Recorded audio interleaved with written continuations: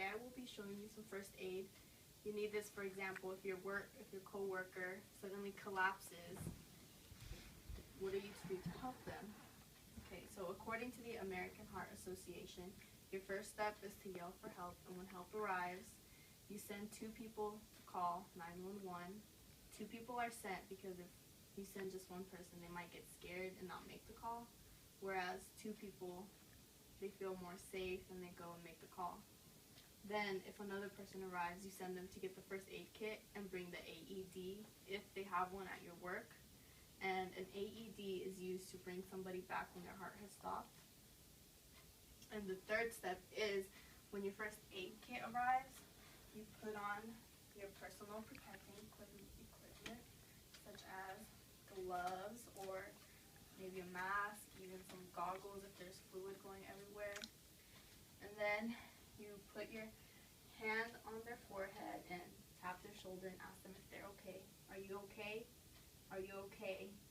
If there's no response, they are unconscious. And then you have to check for the respirations. But if they are conscious and they don't want your help, that is their right to refuse it, so you can't help them. Next, to check for the respirations, you put your hand on their forehead and tilt their chin up. Then you lean in and listen and watch their chest to see if it rises and falls, which it does. Next, you're going to check for wounds. And you're going to start at the head. You're going to do this by running your fingers by their head and their back of their head. And you have to continuously check your gloves for blood, because that will be an indicator of where the wound is. And you do this to the whole body. Next, you do the shoulders. There's no blood. Then you do each arm individually, and there's no blood on either arms. And you move on to the body, no blood. And then you go and check the gluteus maximus. There's no blood there either. And you do each leg just as you did the arms individually. There's no blood, so they do not have a wound. Next, you're going to check and see if they have any identification. Like if they have diabetes, they might wear a necklace that says diabetic on it.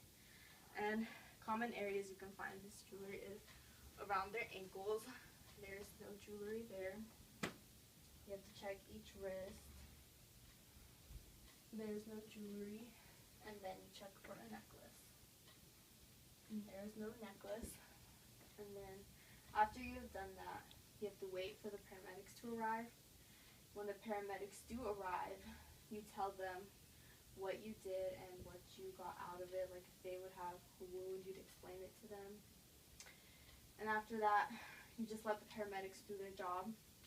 And then you go and you dispose of your equipment properly, which would be in a biohazard bag if there's blood. And then you have to wash your hands thoroughly because there could be blood on you maybe. And I think it's important that you have a first aid class because you never know what situation you could be in and when somebody needs help.